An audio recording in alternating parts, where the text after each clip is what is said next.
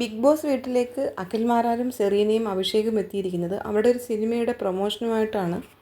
ഈ സീസണിലെ വൈൽഡ് കാർഡായിട്ട് വന്ന ലക്ഷ്മിയും ഈ സിനിമയിൽ അഭിനയിച്ചിട്ടുണ്ട്. ബിഗ് ബോസിലേക്ക് വന്നതിന് ശേഷമാണ് തനിക്ക് എല്ലാ സൗഭാഗ്യങ്ങളും വന്നതെന്ന് അഖിൽ മാരാർ പറയുകയുണ്ടായി.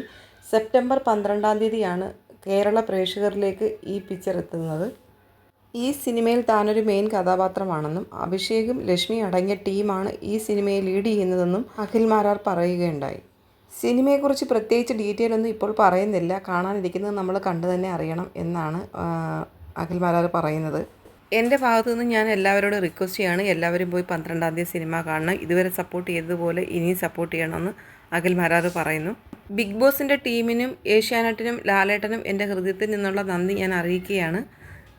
ഒന്നുമല്ലാതിരുന്ന എന്നെ ഞാനാക്കി മാറ്റിയ ബിഗ് ബോസ്, കുചേലൻ കൃഷ്ണനെ കണ്ടിട്ട് വന്ന പോലെ ഞാൻ ബിഗ് ബോസിൽ മുന്നേ പറഞ്ഞിട്ടുണ്ട്. അതേ രീതിയിൽ ലൈഫിലുണ്ടായ ഒരു ചേഞ്ച്. എഴുത്തുകാരൻ, സംവിധായകൻ എന്ന് പറഞ്ഞിട്ട് അഖിൽ മാരാർ പറയുന്നുണ്ട്. ഞാനൊരു പുസ്തകം എഴുതിയിട്ടുണ്ട് അനീഷേട്ടാ. 2013 അത് ഉമ്മൻചാണ്ടി സാറാണ് പ്രകാശനം ചെയ്തത്.